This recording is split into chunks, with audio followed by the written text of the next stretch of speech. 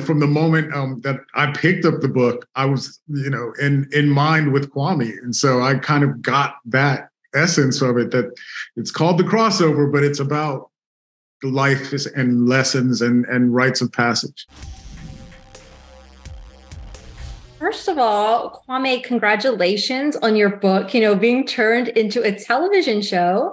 What has this process been like so far? Well, thank you. It has been a whirlwind process. I spent 5 years in a Panera Bread writing the book by myself, listening to jazz music. And then I spent another 5 years working in a writer's room, working on set with 100 people. And so it was interesting to go from this very solitary process of creativity to this very collaborative community of creativity. And I think we turned out a really amazing project that extends, expands, and enhances what I started on the page in a really beautiful and magical way now on the screen. So it's been a pretty marvelous journey. Well, yeah, you're turning a novel that was written in verse into a full series, and you obviously incorporate verse into the show as well. But this can be for any of you guys, but what were some of the challenges of, turning this into a screenplay? Because like you said, I imagine there must have been a lot you had to enhance. I would say the poetry on the page was, a little challenging for us at times, and just kind of weaving that in with, the scenes and, stuff. But once we got into the groove and figured out how to make that braid work, we were good to go. I think we were also blessed because Kwame had such a beautiful world that we could play in and really expand upon, like he said,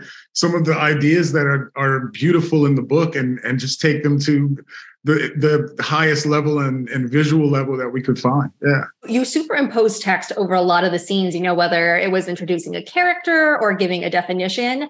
Did you know from the start when you were making this that that's the style that you wanted to go with? We didn't know that was the exact style. We knew that we were going to play with words, both orally and visually. In the book, I played with words visually. The way they looked on the page so that I could mirror how they would sound. Well, I didn't have to think or try to hope the audience would get that on screen because you're going to see it and you're going to hear it. So then it was a matter of, well, how can we then showcase that visual transformation of the words? And that was a bunch of trial and error and just figuring it out.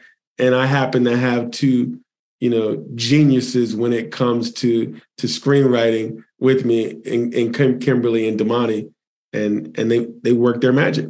You obviously came up with the original title since you wrote the book. But why do you guys feel like The Crossover, the basketball move, is a good representation of this story? Yeah, we spoke to it at the end of the pilot even. It's like, sometimes when you think life is going one way, it's going another in the blink of an eye. And so I thought, from the moment that I picked up the book, I was, in mind with Kwame. And so I kind of got that essence of it, that it's called The Crossover, but it's about life and lessons and rites of passage. Well, I loved the line, family is a net tied together. It's a reoccurring theme throughout the season. So what is it about this line that, made you guys really want to emphasize it? It really encompassed the entire season 1 of the show.